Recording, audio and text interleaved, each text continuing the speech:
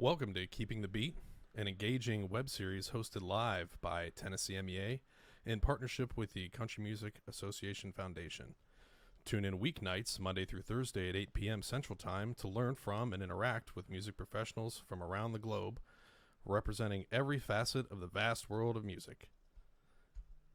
Today is Tuesday, April 7th, and my name is Doug Steinmetz. I am the director of the School Service Sales Department for the Yamaha Corporation of America. Tonight, I'll be talking to you a little bit about what it's like working for a major manufacturer and all the different opportunities that exist outside of just being an educator or performer in the music world. I encourage each of you to interact by replying to this live video stream with your questions and comments, which I'll respond to throughout the hour with the assistance of my dear friend and former teacher, Julie Hill. One disclaimer, while this is being streamed live, it will remain on the Keeping the Beat Facebook page for future reference. So as such, your comments will also remain as part of that archive. So first of all, I wanted to thank Julie for reaching out and inviting me to speak today, and for really the Tennessee MEA and the CMEA Foundation for continuing to host such great sessions. I was able to tune in last night and watch the Third Coast percussion presentation, and I'm humbled, first of all, to be sandwiched between Third Coast percussion and a friend and fellow Cavalier, Joe Hobbs, who's presenting tomorrow from Vandergrift and from DCI.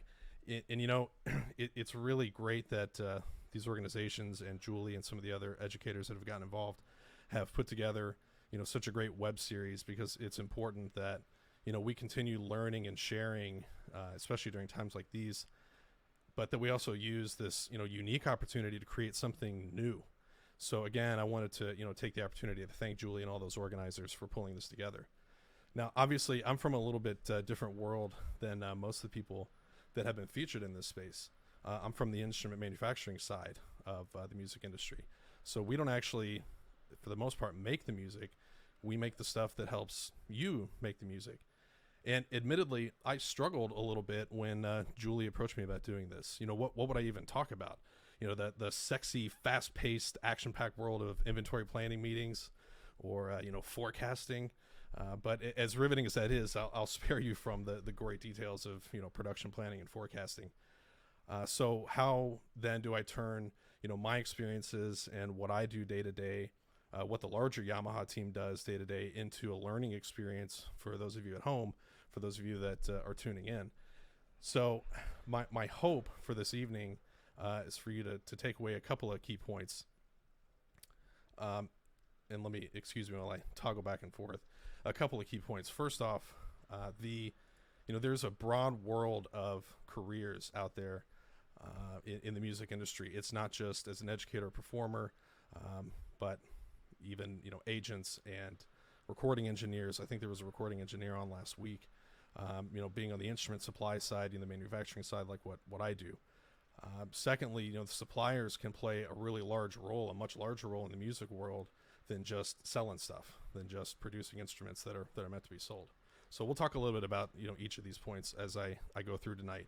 And third, talk a little bit about personal development and some recommendations for your own development that are applicable not just for if you're interested in a job in the world that I live in, but really in any of our careers, wherever you may be, in your career and your education.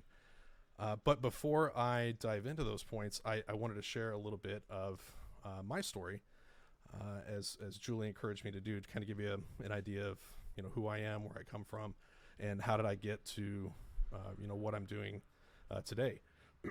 And like I said, please feel free to ask questions as we go. I usually, when I do sessions like this, it's a bit more of a conversation, or almost an interview. So please ask questions, and I'll kind of stop and start and answer them as we go. So where did I come from? How did I get to where I am? So originally, I'm from Louisville, Kentucky. I know it doesn't sound like it necessarily in my voice, but the longer that I talk, and if I decide to have a bourbon while we're in the middle of this, you'll start to hear me drop some R's, and you'll hear that twang come out a little bit. But now I live out in Long Beach, California. I work at Yamaha, which is headquartered in Buena Park, California, which is in the LA area, the Southern California area. I am married to a music educator, Danielle Collins, who is the director of music, media, and entertainment technology at a performing arts academy in Huntington Beach, California. She's also a founding member and the president of Pulse Percussion, which is a local indoor percussion group, a nonprofit that runs Pulse and POW percussion. I occasionally get to play band dad from time to time for Pulse and POW, going in and doing maintenance for their trucks and things like that. So that's always fun. We have a 10-month-old son, Bennett, who joined us just last year in June. He's not quite into music yet. Every time I try and bust out the guitar, he does immediately crawl over and try and get his hands on it. So I can't get more than 1 or 2 chords out before he's all up in my business. So he seems to be already coming towards music, and we hope to continue to foster that. And as I said, I'm now living in Long Beach, which is quite different from where I grew up in Louisville. So musically, I didn't have necessarily the most typical musical background. There really was no band program in the middle school that I went to. There was a band program in high school, and I really didn't get into music, into band, until I got into high school. I sputtered through piano lessons, and I took guitar lessons from a neighbor who worked at a music retailer. Really landed on drums, and I was going to be a rock drummer. I'm going to play drums for a rock band. I'm going to go on tour with Megadeth or Alice in Chains or whoever was popular back in the 90s when I started playing drums. And I started right around 8th grade and really just kind of self-taught. Didn't know how to read music, didn't really have a teacher at that time, but then decided to join the band program when I got into high school and joined the marching band, where they taught me how to play xylophone for the first time. And come to find out, I can't read music. So I actually learned how to play by rote that first year, and it was a hard struggle for 4 years to kind of catch up to everyone else learning how to read music, and develop some sort of musical ability and musical knowledge with not a lot of background.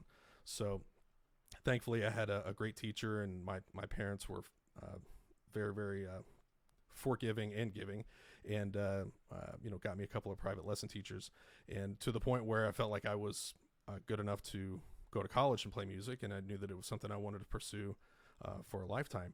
So I auditioned at University of Kentucky and did not make it in. So that was fun, and I decided to go anyway. So went down to UK and started a business degree, because I had realized that I may not be the best performer, the best musician, but regardless of where my life goes, I think that it's important to have some solid grounding, some business skills, and some understanding of a world outside of just music. So I decided to go and start a marketing degree, and took lessons from a Tennessee native, actually a son of Tennessee, Eric Willie, who was a TA at UK at the time. And he helped me prepare an audition, and I re-auditioned when I was in school at Kentucky and was able to make it in. And then I spent the next 4 years trying to do the best that I possibly could, and be the best version of a musician that I could be. And that's really where, being at Kentucky is really where my love of music deepened. I maintained the marketing degree. I actually did both at the same time, because I knew that they would both somehow be important. And, doing both of those things really led me to, the point where I thought a career in music is something that's not just a reality, but something that I think I want to strive for. While I was in college too, I actually met a lot of people who were participating in the crazy world of drum corps, and I followed some of them up to Chicago and tried out for Cavaliers and marched Cavaliers for a few years playing bass drum, which again was a great experience, and really helped me deepen that love of music, and knowing that this was something that I wanted to try and keep in my life in some way, shape, or form, even after school was over. So I had originally started as an ed major, and I think it was obvious to me and to Jim Campbell, who was the professor at Kentucky and is still there, and to even my girlfriend at the time, who said, I don't want to be married to a band director. And I think we all kind of agreed together that Doug's probably not going to be a band director, and he's probably not going to be much of a performer. But there's other opportunities that exist out there. So that's when I started investigating what opportunities there were. And Jim had an affiliation with Yamaha, and he recommended that I look at this Yamaha internship. At the time, I didn't really know that much about it. Did some researching, and it certainly helped to have Jim guiding me. Applied, interviewed, and got the internship. So picked up and moved out to California in 2005 and started that internship. So after 2005, I worked at Yamaha as an intern for a few months. I did come back to Kentucky, but then actually I was hired full-time by Yamaha. So later in 2006, I actually moved out full-time. So I've been in California since then. And this was originally supposed to be, I'll come out to California for a couple of years and see how this goes. And that was now almost 14 years ago. So it seems to be going okay. When I came into Yamaha full-time, I've had a number of different roles. So my first job was as a marketing assistant in accessories, which what my function was I spent about half my time helping the manager of the department with various marketing activities, research, creating ads and promo sheets and things like that, doing support of the sales team. But then the other part of the time was actually spent doing outbound calls to music stores and trying to sell recorders and valve oil and ligatures and lyres and things like that. And remember, dare I say percussionist, but really a drummer, and I didn't know a ligature from a lyre, from a mouthpiece. And it was tough, but that really taught me a lot. It really helped cut my teeth. Eventually I moved into percussion marketing, and that was another varied job. And I spent a few years there and eventually moved out to the field to do sales, which I'll talk about a little bit later about what my team does, where it's a team full of gentlemen that are doing that same role. And I was explaining this when I was going through the notes with my wife on this, and I was telling her, every job that I've had at Yamaha, every time I move up, it's the hardest job I've ever had. And I look back fondly at all those other roles that I've had, and they really taught me a lot. But every new challenge has brought a lot of interesting developments and interesting opportunities over the years. So I spent a few years out in the field working from home. So this situation that we're in right now is not that dissimilar from what I spent 8 years doing, which is working out of the bedroom. And then a couple years ago, I was asked to move back into the office to take over as the national sales manager and now director of that department that runs field sales, which, again, I'll explain a little bit more of what we do. So now I'm the director, and I work in headquarters. Usually, now I'm at home, but typically working in headquarters. And during my time at Yamaha, actually, one of the things that I've loved about working here is I've been able to stay involved in music and education in a variety of ways. So on top of working at Yamaha, I was actually teaching in Southern California for a while. I taught a couple of different schools, drumlines.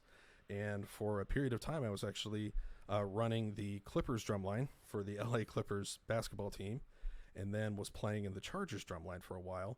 But I have now since retired because old back can't handle that much anymore. So I've been an educator and performer. I've taught a number of different places.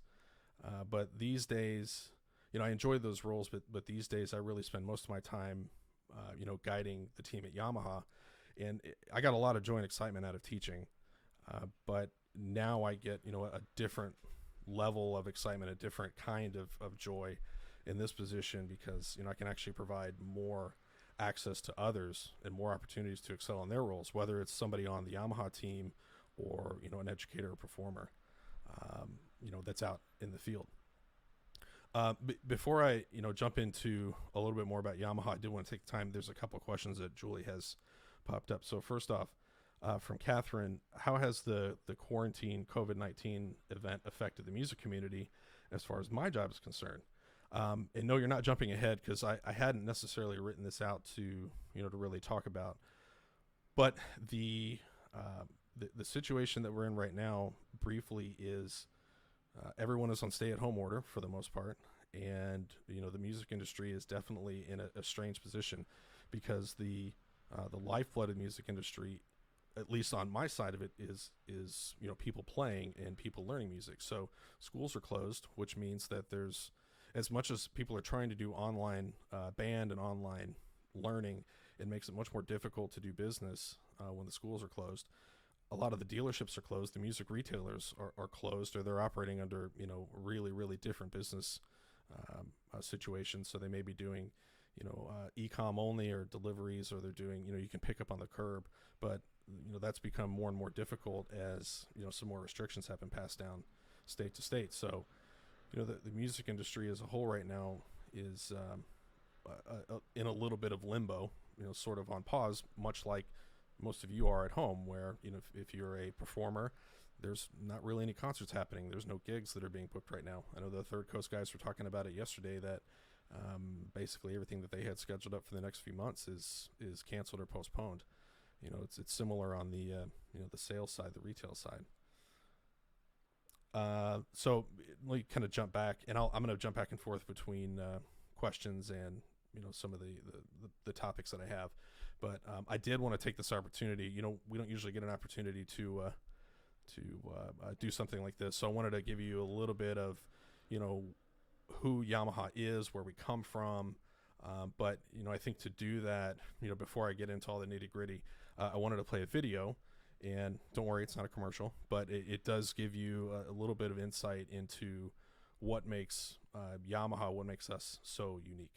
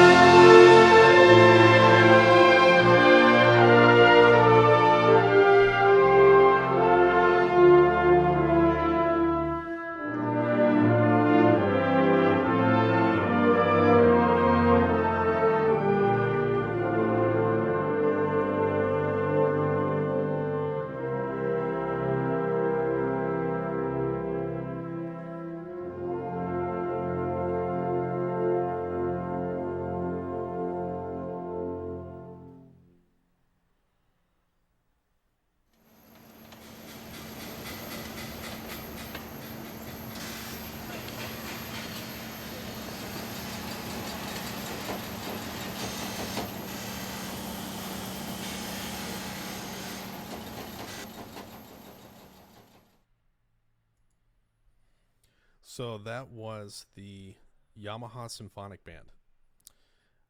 This is something that is really unique about Yamaha and actually really unique about Japan, is that the majority of the people that are in that band, and you can see on the slide here, 75% of the people that are in that band are in manufacturing. Those aren't actors. Those aren't musical ringers that we've hired to perform and then work in the factory. These are actually passionate craftsmen, passionate players who have dedicated their lives not just to playing music, but to creating instruments for others to play music. It's an audition band. There's actually a waiting list to get in. There are challenges for many people to try and get in. And what's really fascinating is, having been to Japan a number of times and gone through the factory, I recognize those individuals that are sitting first chair, sitting second chair. So, for instance, the gentleman that plays first chair trumpet, he's the trumpet tester in the production line. So every instrument that we make gets play tested in the Japanese facility, and the vast majority of those play testers are in the Yamaha Symphonic Band. And I think you'll agree with me, from hearing that video, they really are a world-class symphonic band. They were a world-class ensemble. You can see they're established in 1961. Nobuya Sugawa is one of our upper-tier saxophone artists. I mean, he's a global influence in the saxophone world, and has been a huge influence on the Yamaha family, not just through the symphonic band, but with instrument design as well. I mean, a lot of his input goes into instrument design, which we'll talk about shortly. I have a note there talking about the All Japan Band Competition. So for those of you that are in the band world, there is a countrywide band competition that they compete at all levels: elementary, middle, high school, collegiate, and there's a corporate. There's actually a corporate category, and the Yamaha Symphonic Band has won the gold award in that corporate category 34 times. It's kind of like stacking the deck, unfortunately, when you have an instrument manufacturer that competes in the All Japan Band Competition. But not to minimize how great that band really is. I mean, they certainly are a fantastic ensemble, and we are looking forward to hopefully seeing them in the U.S. sometime soon. But it is truthful. 75% are for manufacturing. 100% of the people in the band are Yamaha employees.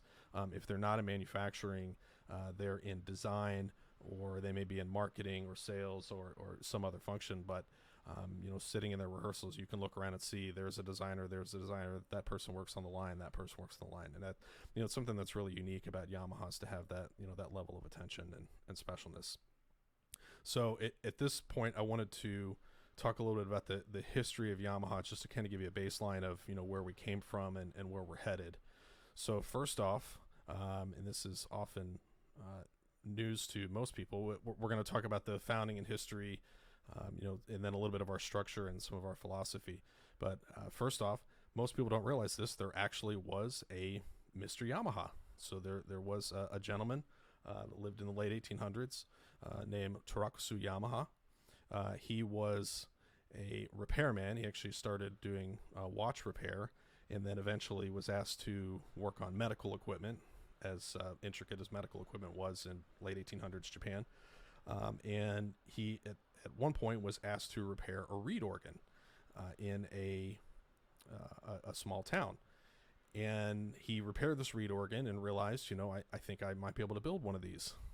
And it's so fascinating. Most people, when you ask them about Yamaha, what is Yamaha known for, they could give literally 100 different answers. And a lot of people will say motorcycles, snowmobiles, generators, guitars, any number, golf clubs, any number of different things. But we really started with music. Reed organ was the very first Yamaha instrument. And shortly after that, that transitioned to a lot more instruments. So I've got a couple of milestones here. So the company was formed in 1887. That's when Mr. Yamaha, Tarakusu Yamaha, made his first commercially available reed organ. And one of the things that really set Yamaha apart even that early was the approach to manufacturing and the efficiencies that he was able to instill in line manufacturing. We in the U.S. we talk about Henry Ford and the innovations that he brought to the manufacturing world. There are certainly some similarities in Japan when you look at the history of Yamaha. 1900 upright pianos. So, very short time, moved just from reed organs to adding pianos. You see guitars in the early 40s. And motorcycles, which a lot of people know Yamaha for, motorcycles didn't come around until the 50s. And then you see motorcycles and, snowmobiles and boat motors and things like that came in years later. Wind instruments started in 1965. And then if you fast forward a bit, you see in 2005, the 10 millionth wind instrument.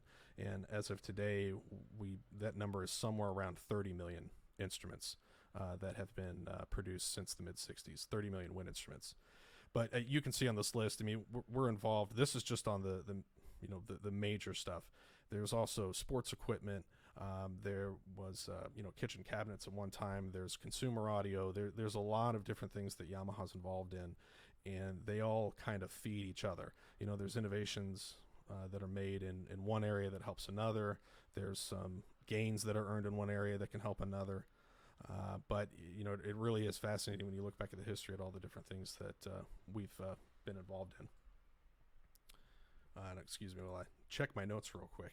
But one of the things I did want to mention is that we are the largest music manufacturer in the world, and 1 in 4 musical instruments that's made is a Yamaha, which is a pretty staggering number when you think about it. Now, on the subject of our structure, how we're set up. So Yamaha, as I mentioned at the top of this, is really a multinational corporation. It's a global corporation, headquartered in Japan, in Hamamatsu, Japan, which is about an hour and a half bullet train ride down to south of Tokyo.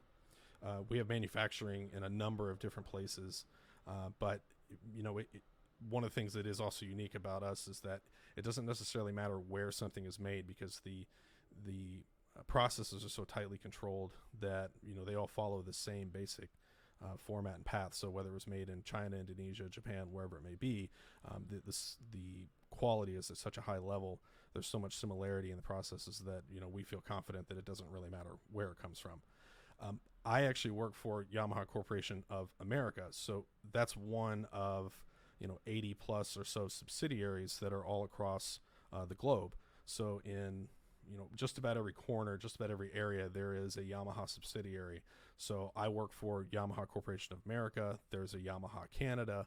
There's a Yamaha de Mexico, Yamaha Latin America. There's a European operation, Yamaha Music Europe, and there's many, many, many more. And it's important that to make that distinction between all the subsidiaries, because as a global company, they understand that we have to have, boots on the ground, and not just salespeople, but marketing staff, designers, people who actually understand the market with which we're working, so that, the U.S. staff can look at what's happening in the U.S. music market, what the players are playing, what the educators are asking for, and really adapt our processes and pass that information back to Japan, so that does help, the entire corporation. So you can kind of see we are literally everywhere. It is a multinational corporation, but still somehow a small music company. So as I mentioned, I work for Yamaha Corporation of America, and then inside that, there's a number of different departments and groups and things like that. So I did want to talk a little bit about careers in the industry, and I've had this conversation with a number of college students before. When you talk about, if I want to work for Yamaha, what's out there, what kind of jobs exist in the industry? I don't want to be a performer, or I'm not sure I want to be an educator. What you're seeing here, this is just a snapshot. This is just a few of the types of jobs, the types of roles, some of the departments that exist. This is just within Yamaha America. So, and some of these are big. So when I say marketing, that could mean a whole bunch of different things. That could be, a product manager. That could be someone who's really, diving into marketing to a specific sect of customer, or someone who's really focused in on, a type of product, whatever it may be. But you can see there is a wide variety of functions and roles here: finance and accounting, inventory, media buyer, sales enablement, curriculum developer. And these are real roles. And like I said, this is just in the U.S. If you go overseas, there's even more variety, including retail employees, So the picture that's on the right side of the screen there, that's actually the Ginza, the Yamaha corporate retail store in Tokyo, in the Ginza sector, which is essentially the Times Square, the high dollar. It's sort of Times Square and Rodeo Drive mashed together in Tokyo, and that's a 9-story building that is a Yamaha retail store. So that's another job that exists on the supply side of the.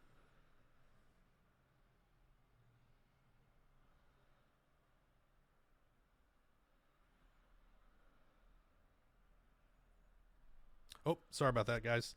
We had a little technical difficulty. Apparently, I clicked off there at some point. I'm not sure where we left off. Hopefully, Julie can tell me what the last thing I said was.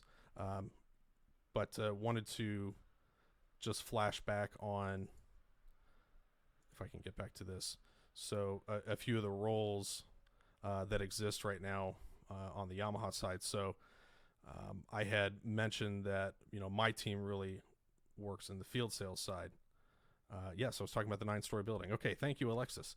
So my team, moving past the building, so my team really focuses on field sales. So if you look at that first column, and I can talk a little bit more about that specifically.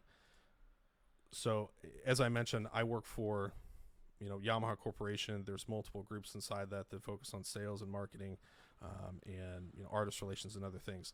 So I'm on the sales side, and my team is the school service sales department. So we focus in primarily on school sales, like anything that has to do with educational sales. Our main focus, if I had to distill it down to a single job, our job is getting instruments into kids' hands. I mean that's the number one goal of the team that I work with.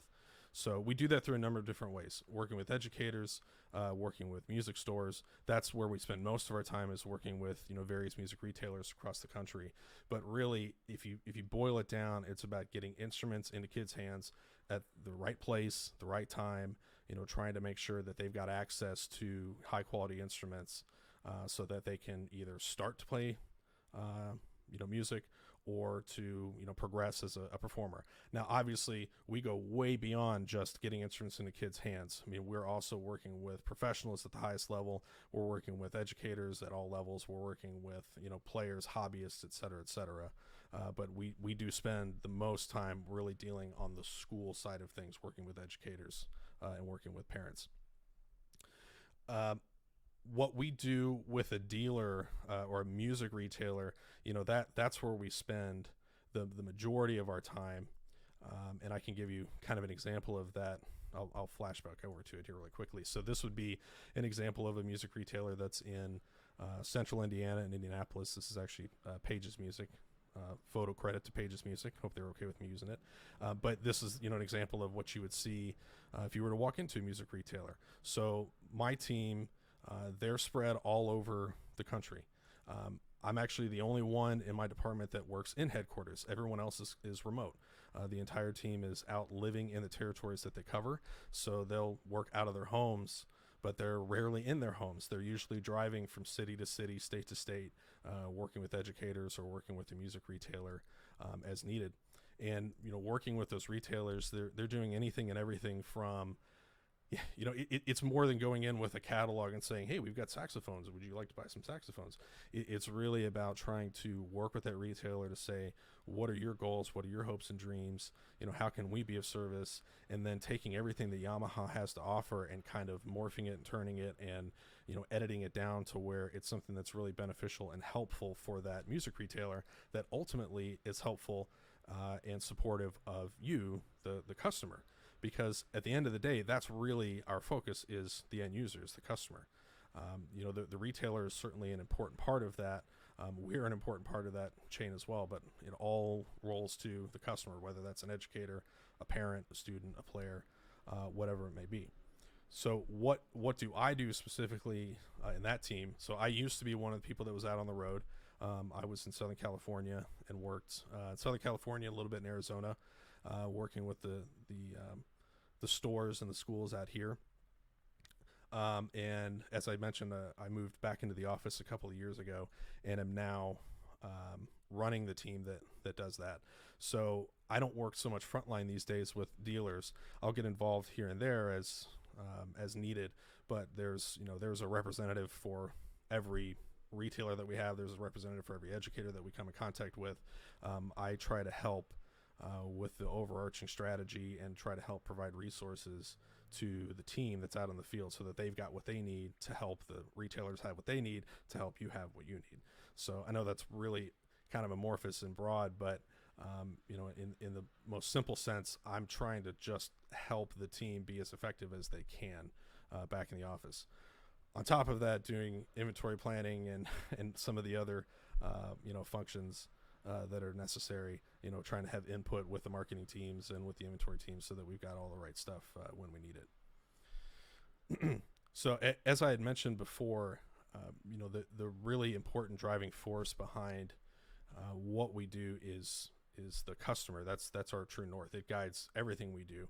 And I wanted to share with you, a little bit of our corporate philosophy, specifically, these 4 points.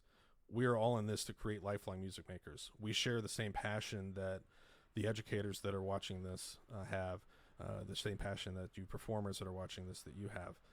It's about trying to help people enjoy music, having more people involved in music, having more people involved in music for a long period of time. More specifically for the school service team and some of the associated teams that are in Yamaha, we're trying to empower teachers to build stronger programs to help them do their jobs better, to help make it more efficient so that they can spend time on getting more kids to play or getting more kids to play better, not on some of the other tasks that are taking their time away. And we also have a responsibility to support and advocate for music education. I have a couple of resources for you educators that are out there that I did want to share. First off, we have Support Ed Magazine, and there's a QR code there on the screen. If you hold your camera up to the screen, you actually can go right to the Support Ed page and register. This is a fantastic resource for any educator, even any artist out there, or just if anybody is interested in reading what's happening out in the music industry. This is produced by Yamaha, but I assure you it is not a selling piece. This is something that's really curated and written by education specialists and educators and artists for themselves. This is supposed to be supportive of you educators that are out there. So I highly recommend checking that out. The other is the Yamaha Educator Suite. So this is an online resource that is accessible there again by QR code, or you can go to yamahaeducatorsuite.com, and there's a lot of resources there, different articles and other links and resources that are available to help educators, as I said, do their jobs better. We try to be as helpful as we can, in as many ways that we can, because I talked about the customer being, our guiding principle. That customer takes many different forms. Sometimes it's an educator, sometimes it's a student, sometimes it's an artist. But at the end of the day, it all rolls up to the same thing. It impacts our philosophy, it impacts the way we design, it impacts all of that. So moving on to, how that impacts our design, obviously we're a manufacturer, we make instruments, but we have the ability to make just about anything, but we have the responsibility to make what you want.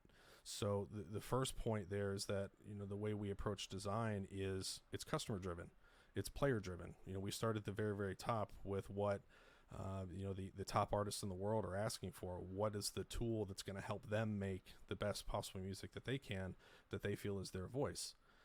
Then we, try to take the lessons learned either from the design side or the manufacturing side and integrate that down into some of the other models.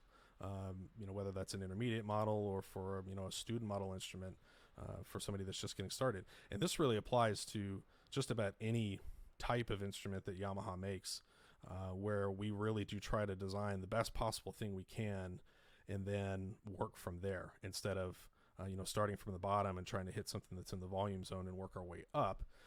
We go the opposite direction. But outside of any of that, outside of just the design side or innovation, one of the things that permeates, that weaves its way through everything we do, is our corporate responsibility. And that's something that it kind of transitions into my next point, which is what do I love about working in the supply side. Corporate social responsibility is a buzzword that gets thrown around a lot, or a buzz term, I guess, that gets thrown around a lot. But this is something that is very important, not just to the corporation, the global entity, but each of us individually. I think if you ask anyone that works for Yamaha, they'll be excited to talk to you about all the different things that we do, and why it's so important to be a good corporate citizen, a good global citizen, from not just a social standpoint, but environmental standpoint as well. Not to get too deep into it, but we're involved in massive replanting campaigns for tone woods that are made or that are used in instrument manufacturing.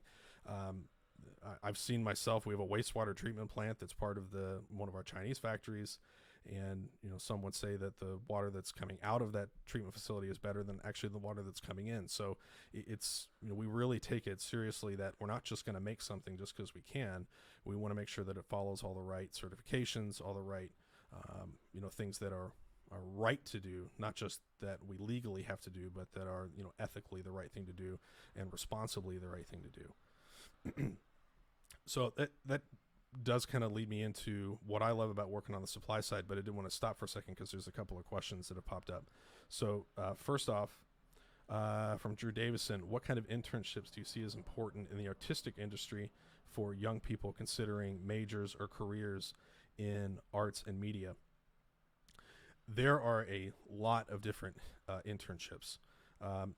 We have an intern program at Yamaha. I'm a product of that intern program, and actually a lot of the people that work for Yamaha, a lot of my colleagues, are products of that intern program.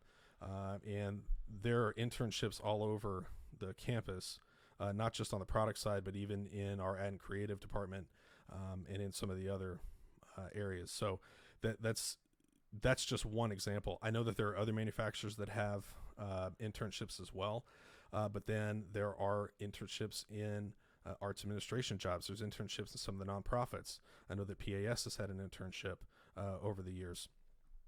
And there are internships that you can do outside the industry that still have applicable skills to this industry. So it's as simple as really kind of Googling arts intern or music intern and seeing what's out there, and you can figure out pretty quickly which ones are worth doing and which ones aren't. If they have a fleshed out job description, if it looks like it's a pretty substantial intern program, or if they're just looking for basically temp work. But I recommend reaching out to those companies that offer internships and asking the question, what does this entail? What do I do day to day? Am I just getting coffee, or am I doing the filing, or what does it actually look like? And any internship that you participate in, that you go after, shouldn't just be a foot in the door for the company that you're going to. It really should be something that's going to be a learning experience for you. It should be something that you're going to really gain some sort of value, not just because it's a resume builder, but because you actually learn some skills while you're in that internship. And I know I'm not wearing a Yamaha shirt today, but as the Yamaha guy wearing the Yamaha shirt, I can say that our internship does that. But just like anything, you get out of it what you put in. And I'm, a proud product of that intern program. And there was a follow-up question there. What does being an intern at Yamaha entail? And I know that that's a little bit of overlap, but so just talking about the Yamaha internship program specifically, they vary in length. It depends on the department, but typically it's a few months. It'd be basically the length of a semester. So it may be, just depending on what your availability is and what the availability is of the different department that's looking for an intern. It may be like a January to May, and maybe a summer internship. So typically it's somewhere between 4 and 6 months. The function is actually pretty broad, because depending on the department that you're in, the departments are not that large. I think you'd be surprised in a lot of cases. If you are a wind intern, for instance, or an intern in the winds and strings department, there's only 7 or 8 people in that department. So you're really a part of a small team, and you become a really necessary, integral part of that team, where you're doing a lot of functions beyond, shipping and receiving and getting coffee. You wouldn't be asked to get coffee. Everybody can get their own coffee, but you'd actually be participating in market research. You'd be sitting in the meetings along with the rest of the staff and doing a lot of listening and learning, but they'll be asking your opinion as well. And you do become a really necessary member of that team for that period of time, and help take some of the workload and the functions that team does. And at the end of it, you actually put together a presentation on something that you feel like is an opportunity for Yamaha or for the industry as a whole. And there's some intern projects that have led to some changes, and some projects that have taken off, and we've actually instituted over the years. Because since we've been doing the internship, this goes back way before my time. Actually, I think it's maybe 30 plus years that we've had interns, and we've had a lot of really good ideas come out of that program, and a lot of really good people that have now made their way through the industry. Some are competitors as well. There's another question here from Catherine Sam, and I'll just read it. Love Yamaha instruments. Thanks, Catherine. If I could just pick one brand to buy from now on, it'd be Yamaha. You can do that.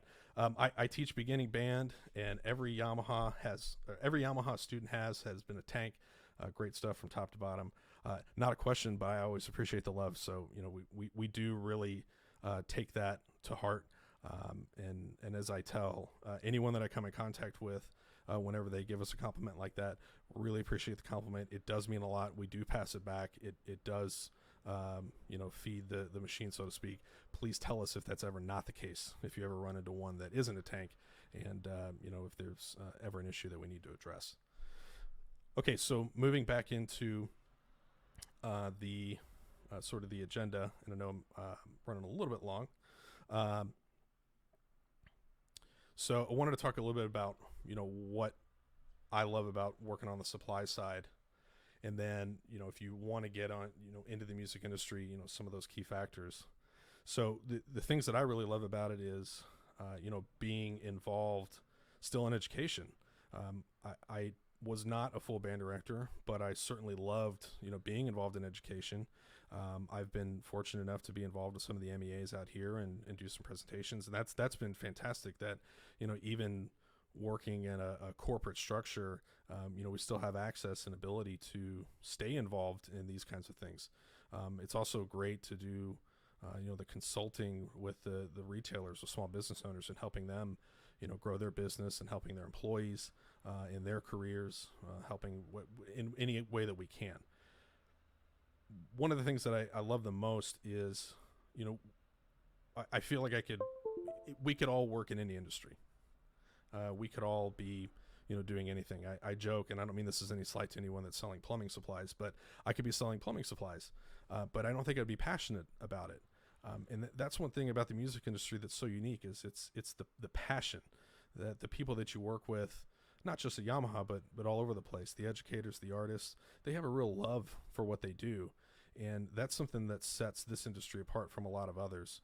And I'm sure that the Greater Northeastern Paper Salesman Association probably feels the same way, but music is different. Music is passion. Music is life and love. And I know that's a little cliche, but that's something that's really important to me, and one of the things that really drives me, and I know it drives the guys that are on the team. One of the things that's also really important is being able to be involved in advocacy. And I'm going to give my little 10-second plug for advocacy, but wink, wink, it'll come back a little bit later. I've been fortunate to be involved in some of the fly-ins to Sacramento to advocate for music education, and working with some of our different corporate partners and presenting the MEAs, and just being a part of that larger group that has so much passion for music education and is out there fighting to try and make it more established and broaden the audience. And that's a really important key point that I want to make sure that you guys understand is that's something that a supplier can bring, is some weight to the advocacy side. And my challenge to all the suppliers out there is take responsibility. do something. Get out there and put your weight behind these efforts, because broadening access to music education and broadening, the access of programs, increasing the strength of programs, helping the funding. I mean, that is all of our responsibility, just to improve our citizenry, to improve society. So, I would challenge each of you to do what you can to be out there and advocate. I do want to share a couple of key success factors that I've found, and this is, nothing that's really unique, but I did want to share these. So these all you look at these and say, oh God, buzzwords. But networking, and I don't mean this as you gotta go out there and meet all these people and collect. But what I really mean is be really cognizant that anybody that you interact with, you can learn something from, and they can learn something from you.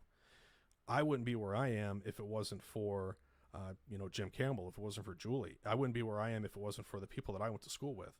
And those people are all out in the industry now teaching, and some of them are in all kinds of different industries, and we all help each other in some way, shape, or form. We can all learn from each other. I can't do what I do day to day without maintaining hundreds of those relationships over a really long period of time. And I know that my team feels the same way. The other is, flexibility. I also wouldn't be where I am if I wasn't just being water, being fluid. Sometimes doors will open. You don't know what color they're going to be, what they're going to look like, and you just have to walk through. When I set out in the music industry, did I think I was going to be a sales guy? No. I thought I was going to, first of all, I thought I was going to be a rock drummer, but then I thought, I'll be the drum marketing guy. I never thought I'd be out in the field, selling trumpets. So, but that opened up a lot of other opportunities. So be flexible, be water, but be ready. Prepare yourself for those opportunities, and don't be afraid to, take those steps. And read as much as you can. Any book is good, quote unquote. I have some suggested titles that I can give to Julie, and she can pass along to her class, or we can put up on the comments here. But even if they're not necessarily applicable to you in your career path that you're looking at, there is some sort of lesson that you can learn from business books. Even if you're going to be a band director, how to budget. I mean, that's something that they don't really teach in college in a very in-depth way. So, how to budget, how to advocate for yourself, how to, go to a board meeting and fight for your program. That's something that you can learn in a business book. And, trust yourself, be confident. We deal with performance anxiety as musicians. We deal with, performance anxiety in all aspects of it. And, we deal with it too on the corporate side, but you have to take a chance. You be confident in your abilities, be confident in who you are, and, try something. So before I kind of wrap up, Julie's got a couple of questions here for me. Students always want to know how to be competitive in applying for internships. Does Yamaha cover lodging, stipend, living expenses typically? So yeah, it's a paid internship. I can't get into all the details of like if it covers, lodging, etc. But there certainly are some, some specifics that are on the Yamaha career site if you want to look at those. But it is paid. I don't remember what it pays right now. It's been a while since I looked at it. And they are competitive. I mean, we do get a lot of people applying for it, and it's, if I remember correctly, forgive me if I'm wrong, but it's basically posted all the time. So they're always taking applications because the time shifts depending on who the intern is and what the need is for those departments. So if you have any interest at all, I'd recommend going onto the careers website and applying.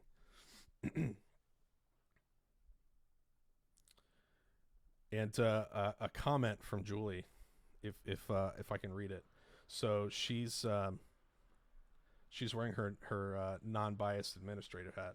Oh, I'm sorry. So she's saving for later. So I'm going to read through this myself after I wrap up, or before I wrap up. So she's wearing her non-biased administrator hat, and she started this program to try and help students and educators, and not make it just a Tennessee or a UT Martin thing, but for anybody that needs it. And she mentions that that's one of the reasons that she's a member of the Yamaha family, and why there's so many Yamaha artists scheduled on this program.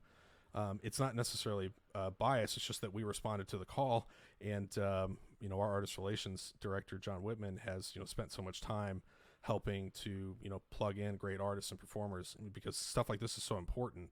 And I thank you to Julie for putting this together, for asking me to do this, and And I wanted to put out my personal thanks there for everybody that's participating in this, because it is important.